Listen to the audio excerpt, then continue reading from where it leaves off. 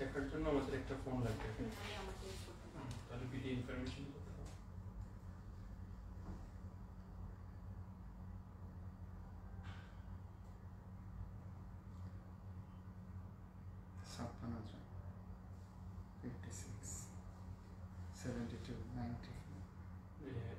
আওয়াজটা ক্লিয়ার আছে কিনা একটু দেখতে হবে।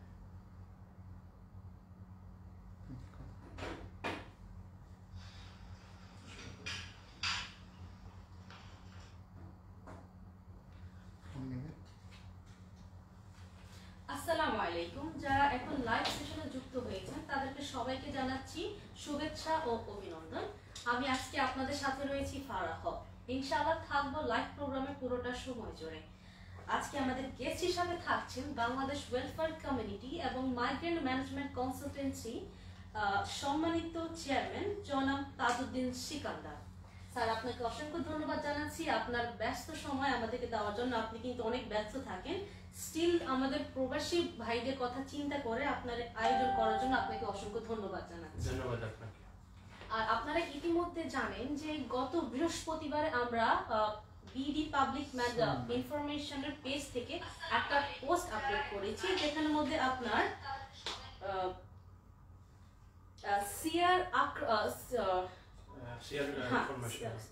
এবং ম্যানেজমেন্ট ব্যাপারে একটা পোস্ট আপলোড করেছে। সেখানের মধ্যে আপনার অনেকে জানতে চেয়েছেন সিআর কিভাবে করে।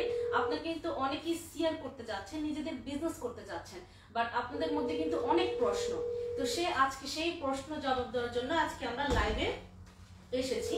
সো আপনারা ওই পোস্টের মধ্যে কিন্তু অনেক কোশ্চেন করেছিলেন। সো আজকে ওই কোশ্চেনের আজকে আমরা অ্যান্সার দিব, আর আমাদের গেস্ট মিস্টার তাজউদ্দিন সিকান্দার আপনার প্রশ্নগুলোর উত্তর দিবে। সো আমরা দেরি না করে আমরা মূল বিষয়ে চলে যাচ্ছি। আর আপনাদেরকে বলে রাখছি, যারা এই বিষয়ে যদি আপনাদের কোনো কোশ্চেন বা মতামত থাকে তাহলে আপনারা স্ক্রিনে দেখানো নাম্বারে অবশ্যই কল করতে পারেন, আর না হলে আমাদের ফেসবুকের কমেন্ট সেকশনে গিয়ে আপনারা কমেন্ট করতে পারেন। আমরা যথাযথভাবে চেষ্টা করব আপনাদের কমেন্টের রিপ্লাই দেওয়ার জন্য। ধন্যবাদ আপনাদের সবাইকে। স্যার, আপনার কাছে আমার প্রথম প্রশ্ন, এটা এবার আমার নিজস্ব প্রশ্ন। একটা ফোন রিসিভ করে নিতে পারি? আচ্ছা, ঠিক আছে। আমরা একটা হ্যালো, আসসালামু আলাইকুম। ওয়ালাইকুম সালাম। জি, আপনি নাম বলে প্রশ্ন করুন। হ্যালো। হ্যালো, আপনি কি শুনতে পাচ্ছেন? জি জি জি, আমি প্রশ্ন করছি, স্টুডেন্টের মধ্যে আমাদের এগ্রিমেন্ট দিটা আর কি কোনো কম্পিটিশন থাকে নাকি আপনি কেন লাগে? হ্যাঁ, উনি প্রশ্ন করছেন যে ওনার ফ্লেক্সিবল ভিসা, উনি যদি চেক করতে চান যে ওনার কোনো কমপ্লেইন আছে কিনা সেটা এখানে জানা যাবে কিনা। অবশ্যই জানতে পারবেন। হ্যালো। জি, আপনার যে প্রশ্নটা এটা তাজউদ্দিন সিকান্দার স্যার উনি অ্যানসার করেছে যে হ্যাঁ, আপনি এখানে চেক করতে পারবেন। ভলিউমটা একটু বাড়িয়ে দেন। কবে আসছে আপনার এখানে অফিসে? অফিসের টাইম হচ্ছে সকাল 10টা থেকে রাত 8টা পর্যন্ত। আপনি সকাল 10টা থেকে রাত 8টা পর্যন্ত আপনি অফিস খোলা পাবেন, আপনি যে কোনো সময় এসে করতে পারেন। আপনাকে ধন্যবাদ। জি, নাম্বার জি, আপনি কি শুনতে পাচ্ছেন আমাকে? জি জি জি, শুনতে পাচ্ছি। হ্যাঁ, আপনি আপনার সিপিআর নাম্বার অথবা সিপিআর কপি নিয়ে আমাদের অফিসে আসলে আমাদের অফিস স্টাফ আপনার সিপিআর নাম্বারটা লিখে নেবেন এবং আপনাকে রিসিপ্ট দিয়ে দিবেন। ইনশাআল্লাহ একদিন পরে কোর্ট থেকে আমাদের লয়ারের মাধ্যমে আপনাকে কোনো মামলা আছে কিনা সেটা জানিয়ে দেওয়া হবে। আচ্ছা, ঠিক আছে, ধন্যবাদ। ওকে, ধন্যবাদ আপনাকে। আমরা এখন আমাদের মূল বিষয়ে চলে যাচ্ছি। আপনাদেরকে ধন্যবাদ স্যার। অনেকেই কিন্তু কমেন্ট সেকশনে কোশ্চেন করেছেন, কমেন্ট করেছেন। সবারই কিন্তু একটা কোশ্চেন যে সিআর যে জিনিসটা, সিআরটা কিভাবে বানাতে হয়, একটু প্লিজ আপনি যদি অ্যানসার করেন। হ্যাঁ, অনেকেই প্রশ্ন করেছেন সিআর কিভাবে বানাতে হয়। সিআর বানানোর জন্য অবশ্যই আপনাকে এদেশের সরকারের কিছু রিকোয়ারমেন্ট আছে। সো আপনি কোন ধরনের সিআর বানাবেন, আমার প্রশ্ন আপনাদের কাছে, আপনারা কোন ধরনের সিআর বানাতে চাচ্ছেন? সিআর মানে কি? সিআর হচ্ছে এদেশে বৈধভাবে যে কোনো দোকানের লাইসেন্স বলতে পারি আমি, লাইসেন্স। তো আপনি বৈধভাবে লাইসেন্স, কোন ক্যাটাগরির লাইসেন্স আপনি বানাবেন? আচ্ছা, এখন অনেকে কিন্তু প্রশ্ন করেছেন যে উনি আবায়া দোকান দিতে চাচ্ছেন, হ্যাঁ। এখন সেটা কিভাবে দিবেন এবং সেটার জন্য সিএর উনি কিভাবে খুলবেন? সবচেয়ে আমি শুরু করে দিয়েছি প্রশ্নের উত্তর থেকে। সম্মানিত বাহরাইন প্রবাসী, আপনাদের সবাইকে ধন্যবাদ আজকের আমাদের এই লাইভ অনুষ্ঠান দেখার জন্য। আজকে আমরা আপনাদের জন্য যে বিষয়টি নিয়ে লাইভ এসেছি সেটা হচ্ছে, আপনারা জানেন যে বাহরাইন সরকার কিন্তু মিডল ইস্টের সবগুলো কান্ট্রি থেকে বাহরাইন সরকার বিজনেস সেক্টরে বিভিন্ন দেশের মানুষকে সুযোগ দিয়েছেন, যে সুযোগটি কিন্তু আমরা অন্যান্য দেশেও পাচ্ছি না। আমাদের পাশাপাশি দেশ সৌদি আরবেও নেই যে সুযোগটি আমরা বাহরাইনে পেয়েছি। সেটা হলো আপনি আপনার নিজের নামে সিআর বানাতে পারবেন, সিআর মানে লাইসেন্স করতে পারবেন। লাইসেন্স করতে পারলেও আপনি কোন ক্যাটাগরি, কি কি ক্যাটাগরি আপনি নিজের নামে পারবেন সেই বিষয় নিয়ে আমরা আজকে কথা বলবো, আপনার সাথে থাকবে। এবং আপনার কোন কোন লাইসেন্সগুলোতে আপনাকে পার্টনার, এদেশের লোকাল লোকদেরকে পার্টনার রাখতে হবে সেই বিষয় নিয়ে আমরা কথা বলবো। কি প্রশ্ন করেছিলেন যে আবায়ার দোকানে আপনি আপনার নিজের নামে লাইসেন্স করতে পারবেন এবং সাথে সাথে পাশাপাশি আপনি একজন বাহরাইনি কেও রাখতে হবে। বাহরাইনি অথবা গালফের যে কোনো কান্ট্রির গালফের যে কোনো একজন, সেটা সৌদিয়ানি হোক, ওমানি হোক, কুয়েতি হোক, দুবাই হোক, মানে আপনার গালফের যে কোনো একজন লোকের লোককে আপনাকে 51% দিয়ে তাকে সাথে রাখতে হবে। আপনি 49 এবং সে 51, এবং সেই ধরনের কাজের জন্য এখানে কিছু বিষয় আছে, সেনসিটিভ কিছু বিষয় আছে। যেমন আপনি একজনের নামে আপনি 51 লাইসেন্স করলেন, বাহরাইনিকে দিলেন 51, সেই অনেকে দেখা যাচ্ছে যে আপনি একটা প্রতিষ্ঠান তৈরি করলেন, তারপরে দেশে গিয়েছেন, আপনাকে ভিসা ক্যান্সেল করে দেওয়া হলো। যাতে করে সেই ভিসা ক্যান্সেল করা না হয় এবং আপনি সেফটি থাকেন এবং সিকিউর থাকেন, আপনাকে কেউ কিক আউট করতে পারবে না, সেজন্য এখানে কিছু ম্যানেজমেন্টের বিষয় আছে, যে কাজটা আমরা ম্যানেজমেন্ট ডিল করছি, সে বিষয়ে আমরা কথা বলবো ইনশাআল্লাহ পরে। ধন্যবাদ স্যার। আরেকজন প্রশ্ন করেছিলেন যে আরবি ছাড়া যে বিজনেস সিআর যেটা খোলা, আপনি যে লাইসেন্সটা বলছেন সেটা কোন কোন বিজনেসে করা যায়, যে টোটালি আরবি ছাড়া নিজের নামে করার জন্য? আরবি ছাড়া অনেকগুলো ক্যাটাগরি লাইসেন্স আছে। এর মধ্যে যারা নরমালি যেগুলো করতেছেন, যেমন মেইনটেনেন্স কোম্পানি আপনি করতে পারবেন, আপনার আরবি লাগবে না, আপনি নিজেই পারবেন। ইন্টেরিয়র ক্লিনিং এর সাথে যুক্ত আছে।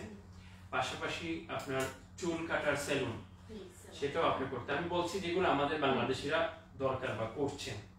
এবং আপনি ম্যানেজমেন্ট কনসালটেন্সি করতে পারবেন, আপনার করতে পারবেন যেমন আদার বিজনেস সাপোর্ট, একটা মানে লাইক ডকুমেন্ট ক্লিয়ারেন্স, যেটা আপনি নট অনলি ডকুমেন্ট ক্লিয়ারেন্স যে আপনি গভর্নমেন্টের বিষয়টা ক্লিয়ার করতে পারবেন না, হ্যাঁ আপনি কাজ রিসিভ করে অন্য কাউকে দিয়ে করাতে হবে। আর যে বড় লাইসেন্সের মধ্যে সবচেয়ে যে বড় লাইসেন্স আছে ফ্যাক্টরি, আপনি যে কোনো ফ্যাক্টরি করতে পারবেন আপনার নামে, সেটা নট কোম্পানি, সেটা ফ্যাক্টরি। যেমন আপনি একটা ফার্নিচার কোম্পানি করবেন, ফার্নিচার ফ্যাক্টরি করবেন, বিশাল একটা জায়গা নিয়ে সেখানে আপনি আপনার জিনিসপত্র তৈরি করবেন, সেটা আপনি নিজের নামে করতে পারবেন। আপনি আরো বড় বড় ফ্যাক্টরি যেগুলো আছে, যেখানে আমরা অনেক কল্পনা চিন্তা করতে পারি না যে ফ্যাক্টরি আমরা বাংলাদেশে করতে পারবে কিনা, সেটা সম্পূর্ণ সে নিজের নামে করতে পারতেছে। এবং অনেক ক্যাটাগরি আছে, যেমন আপনার মেডিকেল কোঅর্ডিনেশন আছে, আপনার আছে এডুকেশন সাপোর্ট আছে, আপনার স্কুল আছে, এগুলো অনেকগুলো করা যায় নিজেদের নামে, কিন্তু অনেক রিকোয়ারমেন্ট আছে, অনেক পদ্ধতি আছে। আমরা একটা কল রিসিভ করছি। জি, হ্যালো, আসসালামু আলাইকুম। জি, আপনি নাম বলে প্রশ্ন করুন। ওয়ালাইকুম আসসালাম। ম্যাডাম কেমন আছেন? আলহামদুলিল্লাহ ভালো আছি, আপনি কেমন আছেন? আমি ভালো আছি। তার জায়গায় আমি একটা সালাম দিচ্ছি। আসসালামু আলাইকুম তার জায়গায়। ওয়ালাইকুম আসসালাম ওয়া রাহমাতুল্লাহি ওয়া বারাকাতুহু। আপনি কেমন আছেন?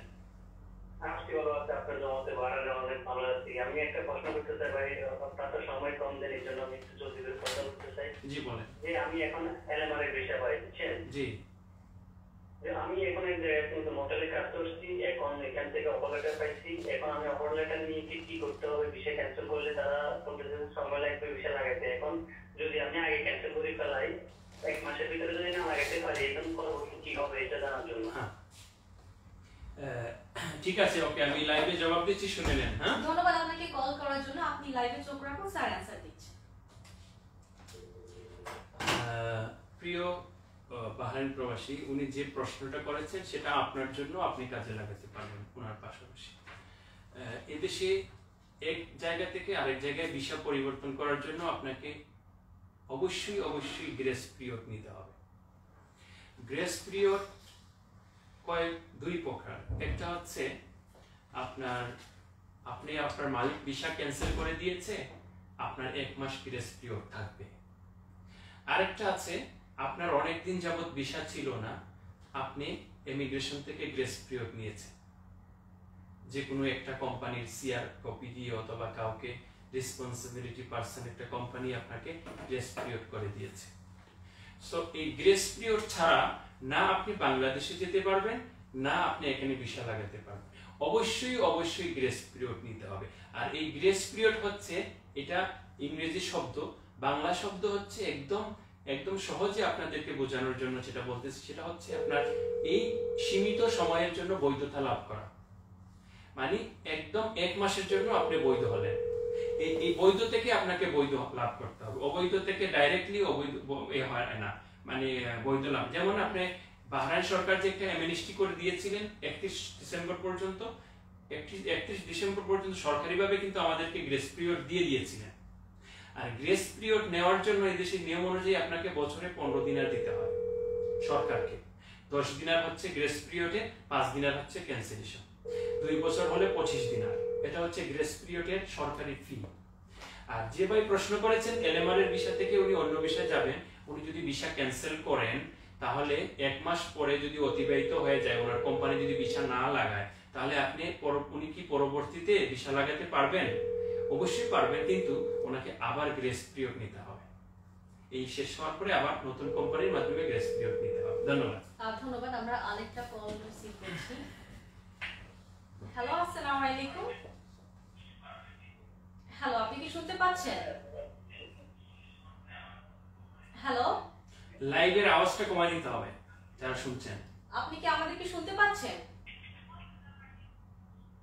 হ্যালো, আমরা আমাদের টপিকে চলে যাচ্ছি। আরেকজন প্রশ্ন করেছে কোল্ড স্টোরেজ যে বিজনেসটা, সেটার জন্য কি উনি একান্ত নিজের নামে করতে পারবেন? কেউ কোনটা?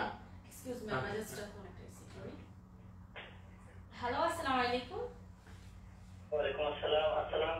ওয়ালাইকুম আসসালাম। জি, আপনি নাম বলে প্রশ্ন করুন। জি, আমি হাবিব বলছিলাম বাহরাইন রিফা থেকে। জি, ধন্যবাদ কল করার জন্য। আপনি আপনার প্রশ্ন রাখতে পারেন। জি, আমি তাহলে বিষয়কে একটু প্রশ্ন করতে চাচ্ছিলাম। জি, শুনতে পাচ্ছি। কে বলছেন? জি, উনি রিফা থেকে হাবিব বলছেন। রিফা থেকে। জি, বলুন। জি, আমি একটি মোবাইল দোকান করি, এটা আমার নিজেরই। এটা শেয়ার হচ্ছে আরবিন নামে। আমি কি শেয়ারটা নিজের নামে করতে পারবো?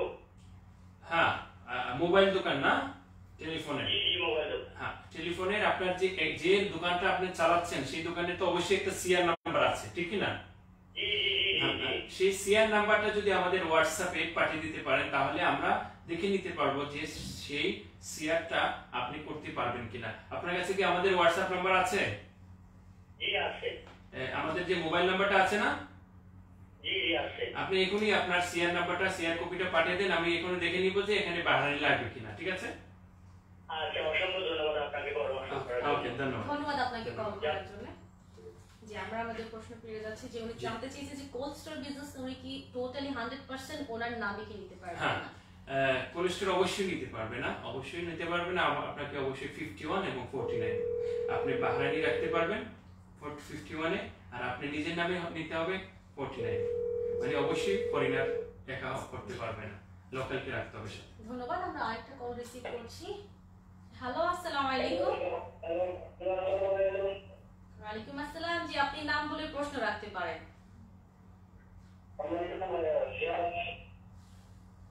জি, আপনি একটু আবার বলুন। সরি, আপনার আওয়াজ একটু ক্লিয়ার কি করলে বলতে ভালো হয়। চাচ্ছেন? একটু ক্লিয়ার বললে ভালো হয়। হ্যালো, আপনি কি আমাদেরকে শুনতে পাচ্ছেন? জি, আপনি আপনার প্রশ্ন রাখতে পারেন। আমার একটা প্রশ্ন তাদের কাছে যে আপনার লিনাস মেডিকেল সেন্টারে তো মানুষের যায় সেবার জন্য, ওকে? আমার একটা পেশেন্ট আজ থেকে 3 সপ্তাহ আগে সে গিয়েছিল, ওই জায়গায় আপনাদের বিল হয়েছিল 46 দিনার। তারপরে তার দেওয়ার জন্য তার লাইসেন্স রাখা হলো। হ্যাঁ, তো এই দেশে তো বর্তমানে সিপিআর নাম্বার মোবাইল নাম্বার হলেই তো চলে, তার ড্রাইভিং লাইসেন্সটা রাখা হলো। হ্যাঁ, তারপরে আনছি অবশ্যই, আর তারপরে আনছি 1 সপ্তাহ পরে টাকা দিন, টাকা ছিল না, তার দীর্ঘদিন ধরে কাজ নাই, তার জন্য রোগীটা ছিল জ্বর কাশি, তারপরে কোনো ধরা পড়ছে, একটু বয়স্ক, দুটোর নাম ছিল নজরুল ইসলাম, কি ছিল নামটা। তো লাইসেন্সটা রাখার কারণটা কি, যাকে সেবামূলক মেডিকেলের সেবা এটা। আচ্ছা, আমি আমি আমি আমি আপনাকে আনসার দিচ্ছি, একটু লাইভে শুনেন। হ্যাঁ, প্রিয় বাহরাইন প্রবাসী, আসলে আজকের লাইভটি লিনাস মেডিকেল সেন্টারের নয়, আমরা এটা আমাদের বিজনেস ম্যানেজমেন্ট থেকে বাংলাদেশি প্রবাসীদেরকে বিজনেসের বিষয়গুলো সঠিকভাবে তথ্য দেওয়ার জন্য আজকের এই লাইভ আয়োজন। যাই হোক, যেহেতু আমি এজ এ সোশ্যাল ওয়ার্কার হিসাবে যে ভাই আমার কাছে প্রশ্ন রেখেছেন, আপনার উত্তরটা আমি যতটুকু আমার জ্ঞানে ধরবে আমি আপনাকে দেওয়ার চেষ্টা করব। প্রথম অবস্থা হচ্ছে যে আপনি চিকিৎসা নিতে এসেছেন, অবশ্যই সেটা চিকিৎসা সেবা, কিন্তু সেটা সোশ্যাল সেবা নয়, মানে যেটাকে আপনাকে সম্পূর্ণভাবে ফ্রিতে কেউ করে দিবে না। ডাক্তাররা টাকা নিয়েও সেটাকে বলা হয় সেবা, কারণ এটাই হচ্ছে নিয়ম আর কি। সো সেখানে অবশ্যই টাকা, যে ভিজিট আপনার আসছে বা যে ফিসটা আসছে বা মেডিসিনের যে ওষুধটা আসছে, অবশ্যই আপনাকে দিতে হবে। যাই হোক, আপনার লাইসেন্সটা কেন রাখা হলো সে বিষয়ে আমি জানি না, আমি ডাক্তারদের সাথে যোগাযোগ করে দয়া করে আপনি আমাদের ইনবক্সে আপনার টেলিফোন নাম্বারটা দিয়ে দিবেন, ডাক্তারদের সাথে টেলিফোন, এবং লিনাস মেডিকেল সেন্টার যেহেতু আমাদের একই বিল্ডিং এবং ওনাদের সাথে আমাদের সম্পর্ক ভালো আছে, ইনশাআল্লাহ জেনে আপনাকে জানাবো। ধন্যবাদ। ধন্যবাদ স্যার, আমি জাস্ট আপনি যে প্রশ্ন করেছেন আপনাকে অসংখ্য ধন্যবাদ জানাচ্ছি। আমি যতটুকু জানি যে লিনাস মেডিকেল সেন্টারে আপনার যদি কখনো আপনার মানি শর্ট বা আপনি ইমার্জেন্সি একজন পেশেন্ট, আপনি কিন্তু নিজেই কিন্তু কোশ্চেন করে নিজে কিন্তু অ্যান্সার দিয়েছিলেন যে আপনি একজন ইমার্জেন্সি পেশেন্ট, আর আপনার কাছে কিন্তু অত অ্যামাউন্টের কিন্তু টাকা ছিল না ওনাকে চিকিৎসা দেওয়ার জন্য। তখন লিনাস মেডিকেল সেন্টার এরকম ক্ষেত্রে যেটা করে থাকে যে ওটাতে কোনো সমস্যা নাই, আপনার চিকিৎসা 100% আপনি পাবেন। আপনার কিন্তু লিনাস মেডিকেল টাকার চিন্তা না করে কিন্তু আপনাকে চিকিৎসা দিয়ে গিয়েছে, আপনার যে টাকার আপনি বলেছেন সেটা কিন্তু আপনি 100% চিকিৎসা পেয়ে গিয়েছেন। অলদো আপনার যে লাইসেন্স বা সিপিআর রাখা হচ্ছে সেটা হচ্ছে যে অনেকে কি করে যে ওনারা কিন্তু চিকিৎসা নিয়ে যায়, বাট এরপর ওনারা কিন্তু ব্যাক আসে না বা অনেক বাংলাদেশে চলে যাচ্ছে। তো সেই ক্ষেত্রে ওনাদের সিপিআর বা একটা লাইসেন্স কপি ওরা রেখে দেয় যেন উনি পরিবর্তে এসে জিনিসটা পেমেন্ট করে। আর লিনাস মেডিকেল সেন্টার যদি আপনার টাকার দিকে থিঙ্ক করতো তাহলে কিন্তু আপনাকে ওই দিনে আপনার ইমার্জেন্সি পেশেন্ট হিসেবে 100% ট্রিটমেন্ট দিত না, আপনারা কিন্তু টাকা ব্যালেন্স রেখেও কিন্তু ওনার চিকিৎসা দিয়েছে। এরকম কিন্তু অনেক হসপিটাল রয়েছে যারা কিন্তু আপনাকে আগে টাকা আপনি পেমেন্ট করতে হবে, এরপর কিন্তু আপনাকে চিকিৎসা। ঠিক আছে, ধন্যবাদ।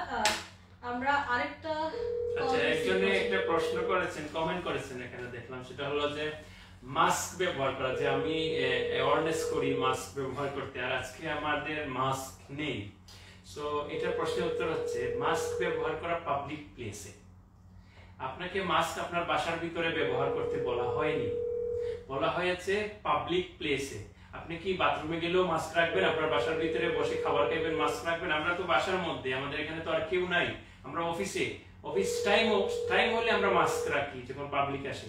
এখন তো আমরা আমাদের বাসার মধ্যে হল রুমের মধ্যে বসে লাইভ করতেছি, অফিস মিন্স হচ্ছে এটা আমাদের একটা বসার জায়গা, এখানে তো পাবলিক নাই।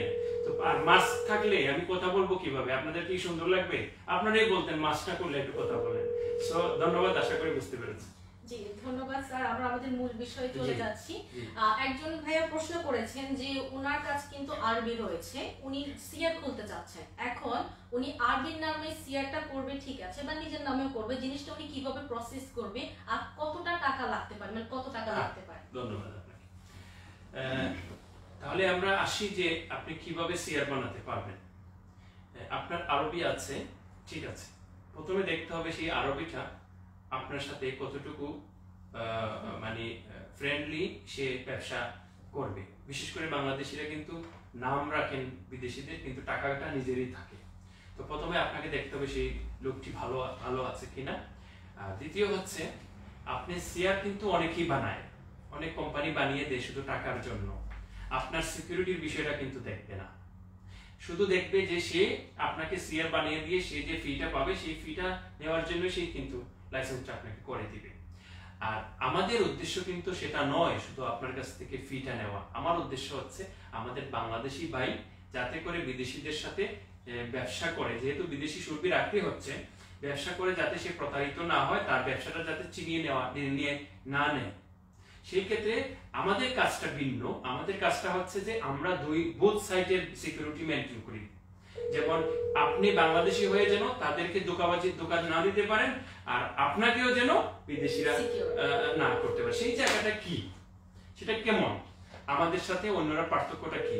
যেমন আপনি এক জায়গায় শেয়ার বানিয়েছেন, শেয়ারটার কি কিন্তু দিয়ে দিচ্ছে কার নামে? বিদেশিদের নামে। আমি নাম বলতে পারছি না, বিদেশি বলতেছি। আপনি বিদেশি যাকে পার্টনার রেখেছেন, আপনার পার্টনারের নামে কিন্তু কি করেছে?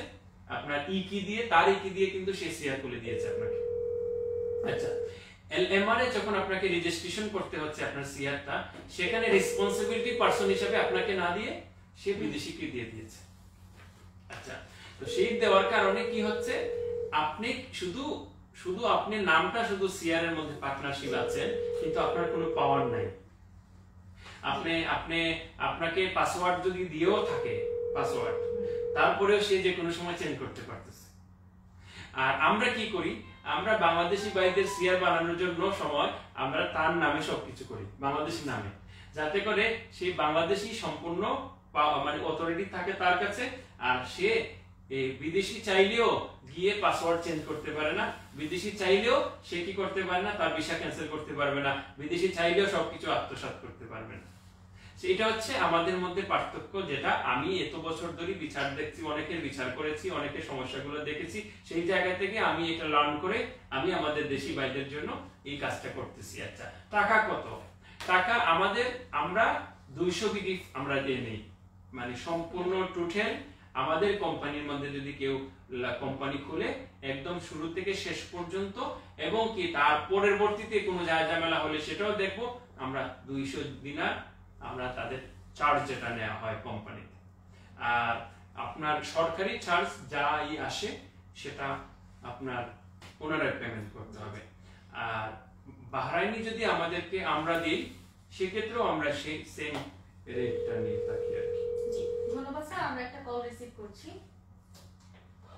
হ্যালো, আসসালামু আলাইকুম। নাম বলে প্রশ্ন করুন। আসসালামু আলাইকুম, আমার নাম মোহাম্মদ ইসমাইল। জি, প্রশ্ন করুন, আমরা শুনতে পাচ্ছি। অ্যাকচুয়ালি আমার যে পছন্দ থেকে আউট অফ কন্টেক্ট, আমি করোনা রেজিস্ট্রেশনের জন্য অ্যাপ্লাই করছি কয়েকবার, কিন্তু এদের যে ডিটেলস এটা কারেক্ট হচ্ছে না। ওরা বলছে এদের সাথে ম্যাচ করতেছে না। দেখুন আমার কি করার, সামনেও তো আমি দেশের আমার জবাব না আছে। আচ্ছা, এই সংক্রান্ত যদি কোনো আমাদের অ্যান্সার থাকে আমরা অবশ্যই দিব। আপনি লাইভে চোখ রাখুন। ধন্যবাদ আপনাকে।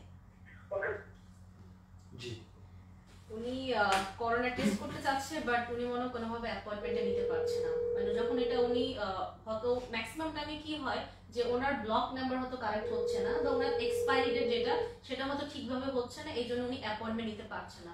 তো সেই ক্ষেত্রে যদি কোনো ইনফরমেশন থাকে স্যার, প্লিজ, উনি রিকোয়েস্ট করেছে আপনি বলার জন্য। ওনার বিষয়টাতে আমরা পরবর্তীতে বুঝে আসতে পারবো। হ্যাঁ, আমরা অবশ্যই আসতে পারবো যদি এটা সংক্রান্ত আমরা। আচ্ছা, আমরা আরেকটা, আপনার কি বিষয়টা ক্লিয়ার হয়েছে ওনার? জি, উনি জানতে চেয়েছে এরকম অনেকের হয় যে উনি করোনা টেস্ট করতে চান, উনি রিসেন্টলি কিন্তু বাংলাদেশে যাবে। তো উনি যখন অ্যাপ্লাই করতে যাচ্ছে তখন কিন্তু উনি অ্যাপয়েন্টমেন্টটা পাচ্ছে না। হয়তো অনেকের ক্ষেত্রে কি হয়তো ব্লক নাম্বারটা ইনকারেক্ট থাকছে, এরকম কিন্তু অনেকবার হয়েছে। মানে আমাদের ইলাস মেডিকেল সেন্টার যখন আসে ওদের হয়তো এক্সপায়ারি ডেটটা ঠিক নেই, এই কারণে কিন্তু হচ্ছে না। তো অনেক মাঝে মাঝে ওনারা মনে করছে যে না এটা ঠিক হচ্ছে, আমি ঠিকই ইনফরমেশন দিচ্ছি, বাট তারপর উনি অ্যাপয়েন্টমেন্ট নিতে পারছেন না। সেই ক্ষেত্রে কি করবে? সেক্ষেত্রে আপনাকে অবশ্যই এই দেশের হেলথ সেন্টারের সাথে যোগাযোগ করতে হবে, লোকাল হেলথ সেন্টার। তখন এবং আপনি দেখতে হবে আসলে আপনার সিপিআর স্মার্ট কার্ড ঢুকিয়ে দেখতে হবে আপনার ব্লকটা কোথায়। হ্যাঁ, সে ব্লক নাম্বার ঠিক আছে কিনা। আর যদি ব্লক নাম্বার ঠিক থাকা সত্ত্বেও অনেক সময় দেখা যাচ্ছে হচ্ছে না, তাহলে আপনার লোকাল হেলথ সেন্টারে গিয়ে সেখানে ফাইল ওপেন করে ঠিক করতে হবে। ধন্যবাদ। আমরা আরেকটা প্রশ্ন যাচ্ছি যে উনি শেয়ারিং বিজনেস আছে, ওনার সিআর আছে, বাট উনি শেয়ারিং এর মধ্যে রয়েছে। এখন উনি চাচ্ছে যে ওনার পার্টনারকে সরিয়ে উনি 100% মালিকানা নিতে। তো সেই ক্ষেত্রে কি উনি ওনার সিআরটা ক্যান্সেল না করে কি করা যাবে কিনা, বা ট্রান্সফার করে ক্যান্সেল না করে ট্রান্সফার করে কি জিনিসটা করতে পারবে কিনা 100%? হ্যাঁ, ধন্যবাদ। প্রথমে জানতে হবে ওনার শেয়ার এর ক্যাটাগরি কি, কি শেয়ার, কি কোম্পানি, যে কোম্পানি ওনার আছে সেটা কি 100% বাহরাইনি ছাড়া করা যাবে কিনা। আর যদি না করা যায় তাহলে তো অবশ্যই এই শেয়ার হোল্ডারের জায়গায় আরেকটা শেয়ার হোল্ডার বাহরাইনি রাখতে হবে। আর যদি দেখা যায় না মানে শেয়ারের ক্যাটাগরি হচ্ছে বাহরাইনি ছাড়াই হবে, যদি হয় তাহলে অবশ্যই পারবে, কোনো কেউ লাগবে না, ওনার নামে নিতে পারবে, শেয়ার ক্যান্সেল করার কোনো প্রয়োজন নেই। আর বাহরাইনি যদি একদম শুড বি লাগে, একদম আপনার রাখতেই হবে, তাহলে অবশ্যই আরেকজন বাহরাইনি নিয়ে চেঞ্জ করতে পারে, সমস্যা। জি ধন্যবাদ স্যার। আমরা একটা কল রিসিভ করব। জি, হ্যালো, আসসালামু আলাইকুম, নাম বলে প্রশ্ন করুন। ওয়ালাইকুম আসসালাম। ম্যাডাম, একটা কেসের সমাধানের জন্য ফোন দিয়েছিলাম। জি, আপনি প্রশ্ন করতে পারেন, আমরা শুনতে পাচ্ছি। হাউস ভিসা কেসটা ওঠানোর জন্য এখন কি ভিসা লাগাতে পারবে সেন্টার মারফতে বা কোনো কোম্পানিতে? জি, ইব্রাহিম অনেকবার কমেন্টে কল আপনি কমেন্ট করতেছেন, দয়া করে আপনার নাম্বার দেন, আমরা কল করব না এখানে। জি ভাই, শুনতে পাচ্ছি, হাউস ভিসা কেস আমরা ইনশাআল্লাহ ওঠাতে পারবো, কিন্তু প্রশ্ন হয়েছে হাউস ভিসার আগের মালিক অনুমতি ছাড়া ভিসা চেঞ্জ হয় না, সেক্ষেত্রে একটু জটিলতা আছে, তারপরেও করা যাবে ইনশাআল্লাহ। আপনি আমাদের অফিসে আসেন, করে দিব ইনশাআল্লাহ। ওকে স্যার, আপনার অফিসে আমি এখন গেছিলাম, আমি সুমন ভাইয়ের লোকে কথা বলছিলাম। আচ্ছা, সুমন ভাই বলছে যে আমাকে রিলিজ দিয়ে দিলে আপনি পাবেন, অসুবিধা নাই। আর যদি নাও পাওয়া যায় সেই ক্ষেত্রে আমরা বিভিন্ন ওয়ে আছে, সেই ওয়ে আমরা চেষ্টা করে দেখবো ইনশাআল্লাহ। আপনি আসেন। হ্যাঁ, ইনশাআল্লাহ। ওকে, ধন্যবাদ আপনাকে কল করার জন্য। স্যার, আরেকটা কোশ্চেন রয়েছে যে উনি একজন প্রশ্ন করেছেন যে তিনি একটি ইন্টারনেট দোকান কিনতে চান, দোকানটি আরবি নামে বাট তবে পাকিস্তানি চালাচ্ছেন। এখন পাকিস্তানি থেকে কাছ থেকে উনি কিভাবে দোকানটা ক্রয় করবে? আচ্ছা, ধন্যবাদ। ইন্টারনেটের যে দোকান, এগুলো নিজের নামে করা যায়, সেখানে আপনাকে কোনো বিদেশি লাগবে না। আর সে যদি বিক্রি করে দেয় আপনার নিজের নামে, আপনি নিতে পারবেন এবং আপনার নিজের নামে শেয়ার রেডি করতে পারবেন, সমস্যা হবে না। যদি কোনো জটিলতা দেখা যায় তাহলে আমাদের অফিসের সাথে যোগাযোগ করতে পারেন। জি ধন্যবাদ। আরেকটা ভাই কিন্তু প্রশ্ন করেছিলেন যে মোবাইল দোকান নিজের নামে করা যাবে কিনা। আই থিংক আপনি অ্যানসারটা পেয়ে গিয়েছেন। যে উনি তো হোয়াটসঅ্যাপে পাঠাইছেন কিনা দেখতে হবে, আমাদের অফিসের হোয়াটসঅ্যাপের মোবাইলটা আছে আপনার কাছে। আরেকটা প্রশ্ন করেছিলেন, তারপর অনেকে কমেন্ট করছে, কমেন্টের উত্তর আমরা আরেকটা কল রিসিভ করছি ইনশাআল্লাহ। হ্যালো, আসসালামু আলাইকুম, নাম বলে প্রশ্ন করুন। ওয়ালাইকুম সালাম। আসসালামু আলাইকুম। ওয়ালাইকুম আসসালাম। আলহামদুলিল্লাহ, আপনি কেমন আছেন? জি আলহামদুলিল্লাহ। যে আপনি নাম? মোহাম্মদ জহুরুল ইসলাম বাবু, আমি বাহরাইন রফা থেকে ফোন করছি। জি ধন্যবাদ কল করার জন্য। আপনি আপনার প্রশ্ন রাখতে পারেন, আমরা শুনতে পাচ্ছি। আপু, আমি একটু কাজলউদ্দিন ভাইয়ের উদ্দেশ্যে একটু কথা বলতাম। জি প্লিজ। জি বলেন, শুনতে পাচ্ছি। জি, আমি আজ থেকে 8 বছর আমি বাহারে থাকি। তবে আপনার সাথে আমার সাথে একবারে দেখা হয়েছে এমনটিতে যে আমি পাসপোর্ট রেডি করতে গেছি 7 বছর আগে।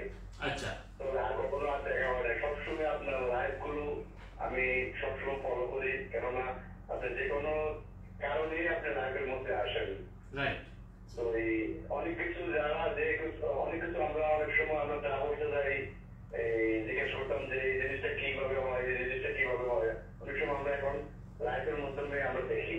রাইট। তবে একটাই আমার অনুরোধ ভাই, সবসময় আমরা যে এখন লাইভ দেখতেছি, এখন তো আর এটা জানি দেখা তো আর সম্ভব না, যে আপনার লাইভটা যদি আরেকটু সবসময় ইম্পর্টেন্ট কথাগুলো যখন বলবেন তখন একবার ছোট করে যদি লাইভ গুলো বুক করেন তাহলে আমাদের জন্য ভালো হয়। থ্যাংক ইউ, ধন্যবাদ আপনাকে। আচ্ছা, আপনাকে ধন্যবাদ। আর আমি লাইভে বলতেছি, শুনেন। হ্যাঁ,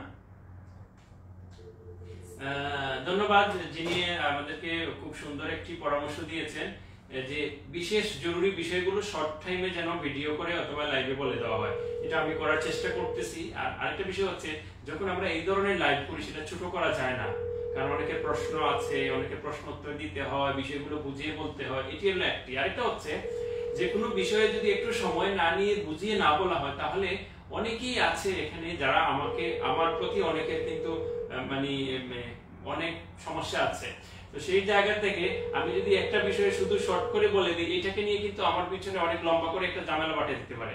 এর জন্য আমি একটু লাইভ লম্বা করে বিষয়টা বুঝিয়ে দেই, কারণ আমি অনেক সচেতনমূলক কাজ করার পরেও আমার একটা লাইভ ভিডিও দিয়ে আমাদের দেশের বাংলাদেশি শুভাকাঙ্ক্ষী ভাইয়েরা এদেশের সরকারের কাছে নিয়ে আমাকে ফাঁসানোর চেষ্টা করা হয়েছে, আমার নামে মামলাও দেওয়া হয়েছে। সো এর জন্য আমি লাইভগুলো লম্বা করে বুঝিয়ে দেওয়ার চেষ্টা করি। ওই লাইভটা যদি আমি সুন্দর করে না বুঝিয়ে বলতাম, তাহলে তারা আমাকে বিপদে পালিয়ে দিত। আল্লাহ আপনাদের দোয়াতে আল্লাহ এখনো সুস্থ রাখছে, ভালো রাখছে, বিপদ মুক্ত রাখছে, কিন্তু সেই রকম যারা শকুনের নজর আছে আমার উপর, তারা কিন্তু এখনো ভালো না, তারা এখনো পেটে ব্যথায় মানে চাপাচুপি করতেছে। যাই হোক, বোঝার চেষ্টা করেছেন বিষয়টা। ধন্যবাদ স্যার আপনাকে। আমরা আরেকটা কল রিসিভ করছি। হ্যালো, আসসালামু আলাইকুম, নাম বলে প্রশ্ন করুন। ওয়ালাইকুম আসসালাম। আপনি নাম বলে প্রশ্ন করতে পারেন। আমার নাম মোহাম্মদ শাহিন। আমি একটা প্রশ্ন আছে। জি প্লিজ আপনি প্রশ্ন জি করতে বলেন, পারেন। শুনতে পাচ্ছি। আমার প্রশ্ন হলো, আমি হচ্ছেন পাসপোর্টের ছিল, আপনার পাসপোর্টের ডেটে আর আপনার বন্ধনের ডেট দেখি অনেক ডিফারেন্স। আমার বন্ধনে হলো আপনার 1982 আর পাসপোর্টে দেখতেছি 1988। এটা কিভাবে মিলতে হলো আমি জানতে মানে বুঝতেছি না, এখন কিভাবে ঠিক করবো, এটা আমার একটা প্রশ্ন। হ্যাঁ ঠিক আছে, ওকে শুনেন। ধন্যবাদ। এক ভাই প্রশ্ন করেছেন ওনার পাসপোর্টের ডেট অফ বার্থ এ প্রবলেম আছে, এটা এখানে সমাধান করতে পারবেন কিনা। ডেট অফ বার্থ অথবা নাম এখানে সমাধান করার কোনো সুযোগ নেই। আপনাকে দেশে গিয়ে সেখানে এফিডেভিট করে বাংলাদেশ সরকারকে আপনি বিষয়টা বোঝাতে হবে কেন করছেন, সেটা করে তারপরে বাংলাদেশ সরকার থেকে আপনার সেই এফিডেভিট কপি অ্যাটেস্টেশন করে বাংলাদেশ দূতাবাস থেকে লেটার নিয়ে দেশে সমাধান করতে পারবেন। এখানে করার কোনো সুযোগ নেই। ধন্যবাদ স্যার আপনাকে। আমরা আরেকটা প্রশ্নে যাচ্ছি। উনি লিখেছেন যে গ্যারেজের সিআর নিজের নামে কিভাবে বানানো যায়, আর গ্যারেজ সিআর বানাতে কত টাকা লাগতে পারে, উনি বিস্তারিত জানতে চান। ধন্যবাদ। যারা এই প্রশ্নগুলো কিন্তু যারা গতকালকে করেছিলেন সেগুলোর উত্তর আমরা দিচ্ছি, তাই না? গতকালকে অনেকেই কমেন্ট করেছিলেন আর এখন অনেকেই কমেন্ট করতেছেন। ইনশাআল্লাহ আমরা একটু আসবো আপনাদের এখন বর্তমানে কমেন্টে। গ্যারেজ আপনি নিজের নামে করতে পারবেন না, অবশ্যই মালিক লাগবে, 51% বাহারানি লাগবে। তো সেই ক্ষেত্রে আপনি একজন বাহারানি অ্যারেঞ্জ করতে হবে, পার্টনারশিপ। আর খরচ হবে আপনার সঠিকভাবে যদি আপনি সঠিক কাজ করান, একদম আপনার সিকিউরিটি মেনটেন করে দায় দায়িত্ব আমাদের কোম্পানি নেবে, আপনার খরচ হবে 200 দিনার। আর আপনার বাহারানি আমরা চাইলে অ্যারেঞ্জ করে দিতে পারি, আপনি অ্যারেঞ্জ করতে পারেন লোকাল পার্টনার। জি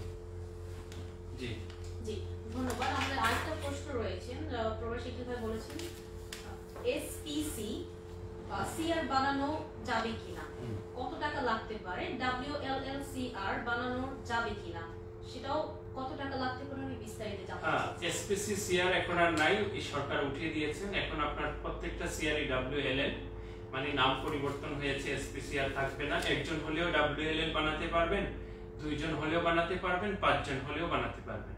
খরচ আপনার জন্য আমরা যদি করে দিই 200 দিনার খরচ হবে আপনার, এবং সিকিউরিটি মেইনটেইন করে দিব আমরা, মানে আপনার কোনো ঝামেলা হবে না, কেউ আপনার কাছ থেকে আপনার কোম্পানি ছিনিয়ে নিতে পারবে না। ধন্যবাদ স্যার আপনাকে। আমরা আমাদের কমেন্ট লাইভ সেশনে কমেন্টগুলো আমরা চেষ্টা করছি আপনাদের কমেন্টগুলোর অ্যানসার দেওয়ার জন্য। একটু ঝামেলা আছে দেখেন। হ্যালো আসসালামু আলাইকুম। ওয়া আলাইকুম আসসালাম, নাম বলে প্রশ্ন করুন। আমার নাম আমির হোসেন, আমি বাহারাইন থেকে বলছি।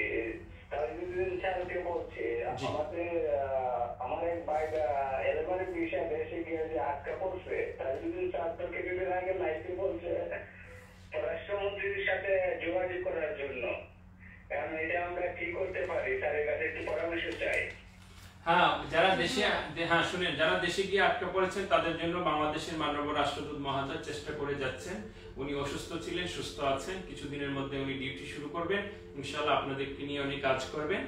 আর বাংলাদেশের যিনি আমাদের পরিকল্পনা মন্ত্রী মহোদয়ের সাথে কথা হয়েছিল, ওনার অফিসে যোগাযোগ করতে বলেছেন। উনি ফরেন মিনিস্টারের সাথে কথা বলবেন এবং প্রবাসী কল্যাণ মন্ত্রীর সাথে কথা বলবেন। ইনশাআল্লাহ আপনাদের সমস্যা সমাধান হবে, সেটা আমরা আশা করি। ধন্যবাদ স্যার আপনাকে। একজন ভাই প্রশ্ন করেছে, but that is not related to our topic. Mister Abdur Rahim উনি চেয়েছেন, আসসালামু আলাইকুম ভাই, আমার বেতন ঠিকমতো পাচ্ছি না এবং পাসপোর্টও ওনার আরবাব ওনাকে দিচ্ছে না, এখন সেই ক্ষেত্রে কি কিছু করা যাবে কিনা? আচ্ছা, বেতন না পাইলে অবশ্যই আপনাকে এদেশের থানায় মামলা করতে হবে এবং লেবার মিনিস্ট্রিতে মামলা করতে হবে। যদি কোনো সুযোগ সুবিধা না হয়, মামলা করে কোনো সমস্যার সমাধান না হয়, তাহলে আপনারা আমাদের সাথে যোগাযোগ করতে পারেন। আমরা এদেশের উকিল দ্বারা আপনাকে কোর্টে মামলা করে আপনার বেতন উদ্ধার করার চেষ্টা করব। ধন্যবাদ। আরেকজন প্রবাসী ভাই বলছেন মিস্টার আব্দুল কাদের, উনি জানতে চেয়েছেন আমার থেকে আরবি দোকানের চাবি নিয়ে গেছে, উনি এখন কি করতে পারে? আরবি দোকানটা কার? দোকান কি ওনার না আরবির? যদি আরবির হয় তাহলে তার চাবি সে নিয়ে গিয়েছে, আর যদি দোকানটা আপনার হয় তাহলে চাবি নিলে আপনি মামলা করতে পারবেন।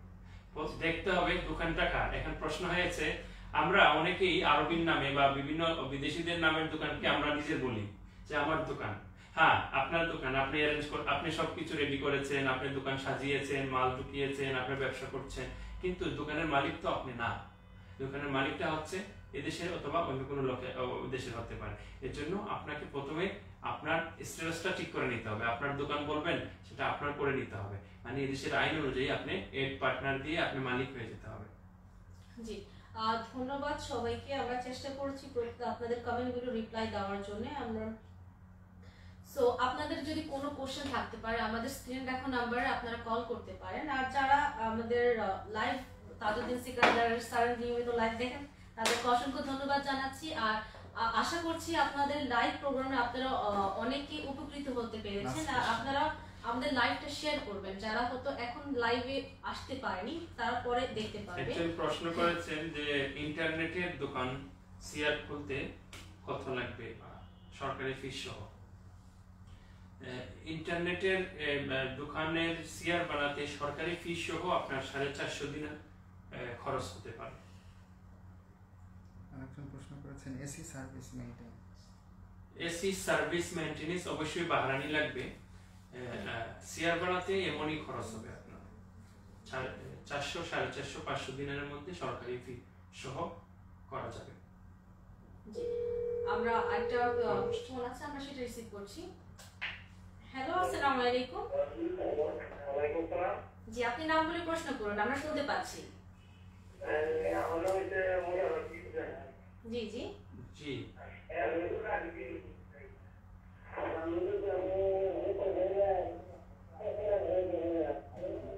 আপনি কি একটু প্লিজ ক্লিয়ারলি কথাগুলো বলবেন, আমরা শুনতে পাচ্ছি না।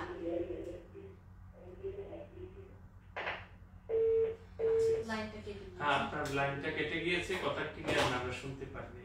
আপনি কল আবার করতে পারেন, কোনো সমস্যা নেই।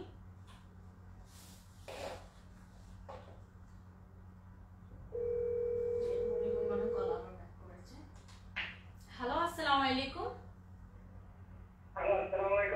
জি, আপনি নাম বলে প্রশ্ন করুন। জি, আমরা শুনতে পাচ্ছি। জি, শুনতে পাচ্ছি, বলেন। আমি মোহাম্মদ নুর আলম থেকে বলছি। জি, আমার এখন তো হয়ে গেছে। আমার তো এজেন্টের কথা শুনে আমি ব্র্যান্ড রেজিস্ট্রেশন করছি। এখন কি হ্যাঁ, বুঝতে পেরেছি। আমার নিজের শেয়ার এসটিসি।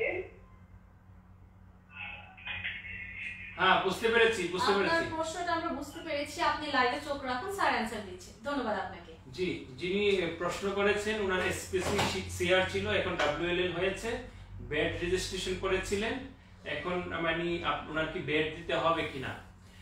প্রিয় বাংলাদেশি ব্যবসায়ী ভাইরা, আপনাদেরকে ভ্যাট নিয়ে আমরা আরেকটা লাইভ করব আগামী সপ্তাহে, আপনারা আমাদের সাথে থাকবেন এবং ভ্যাট বিশেষজ্ঞ আমাদের সাথে থাকবেন। আর আমরা ভ্যাট নিয়ে কাজ করছি আপনাদের সুবিধার জন্য, যাতে করে আপনারা বড় অঙ্কের কোনো জরিমানার মধ্যে পড়তে না হয়। সো যিনি প্রশ্ন করেছেন ভ্যাট রেজিস্ট্রেশন করেছেন, সেটা ভ্যাট দিতে হবে কিনা, অবশ্যই আপনার সিআর দেখতে হবে, আপনার ব্যাংক স্টেটমেন্ট দেখতে হবে, আপনার রিসিপ্ট, আপনি যে কাজ করছেন সেই কাজের ইনকাম, আউটগোয়িং, ইনকামিং যে এই আসতেছে, ইনকাম আসতেছে, আপনি খরচ করতেছেন, সবগুলো রিসিপ্ট নিয়ে আপনারা আমাদের অফিসে আসবেন। আমাদের কাছে ভ্যাটের কাজ করার জন্য বিশেষজ্ঞরা আছেন এবং কম টাকায়, মার্কেটে এমন রেট আপনি পাবেন না, এত কম টাকায় আপনাকে ভ্যাটের কাজ আমরা করে দিতে পারবো। ধন্যবাদ আপনাদের। ধন্যবাদ। আমরা আরেকটা কল রিসিভ করছি।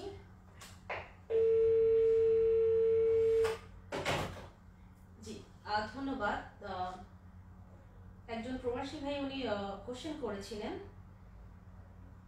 যে স্যার আমি একজন রোগী, আমার বাংলাদেশ থেকে কিছু ওষুধ আনতে হবে, এখন উনি এটা কিভাবে আনতে পারবে? বিকজ বর্তমানে অনেকে জানে হয়তো নতুন একটা রুলস রয়েছে যে চাইলে ওষুধ আনা যাবে না, তো উনি কিভাবে এই জিনিসটা আনতে পারবে? ওনার ওষুধ প্লিজ একটু যদি বলতেন। হ্যাঁ, ধন্যবাদ। এটা বর্তমানের নিয়ম নয়, এটা পূর্বে থেকেই। আপনি বাংলাদেশে আছেন, সেখানে মেডিসিন আছে, সেখানে ডাক্তার আছে, সেই নিয়মে আপনাকে মেডিসিন খেতে হচ্ছে।